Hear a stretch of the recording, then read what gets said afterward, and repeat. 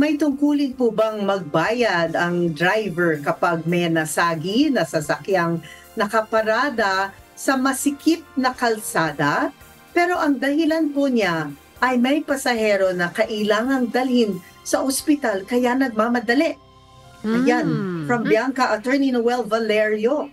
Ano ba yan? Oh yes, actually sa criminal liability hindi ho ganon kasi meron kasing emergency, pero sa civil liability meron kasi tayong tinatawag na na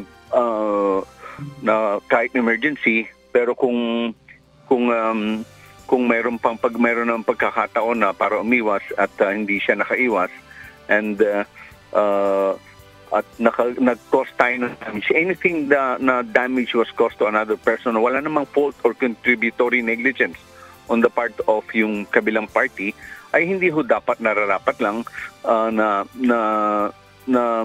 manatili yung damage, kundi bagkus dapat kung sino man yung nag-cost at sino yung actually ang ultimate kon dyan itong nakinabang. So halimbawa itong dinala mo sa ospital, po pwede ho silang pakiusapan na pag-usapan paano bayaran ho yung damage. Kasi hindi naman ho, it's very unfair and unjust naman yung isang tao na wala namang, lalo na sa sasakyan niya nakaparada lang, wala siyang ginagawa at hindi neither contributory negligence or any other form of negligence ay nakumit niya. So ganun ho yun. May dapat ho bayaran ho yun. Pero from the point of view ng criminal aspect, wala hong criminal liability kasi may emergency nga ho. So, criminally, wala ho tayong liability. Civilly, pwedeng i-mitigate ho yan yung liability. Okay. Criminally, Apo. wala.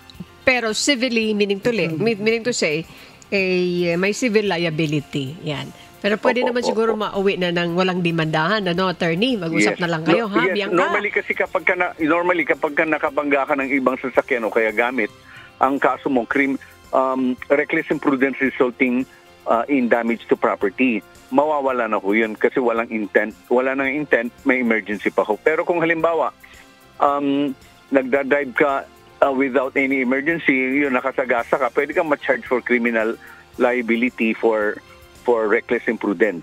Kasama na doon yung civil liability. But in this case, since what happened is actually an emergency situation, so may exempt po siya sa liability. Although sa batas mismo walang nagsasabi, kaya lang ang kapag ka na-prove mo na there was emergency, papunta ka nga ng ospital, wala hong hindi lang hong negligence kundi resulting from yung incident, yung sitwasyon, yung emergency.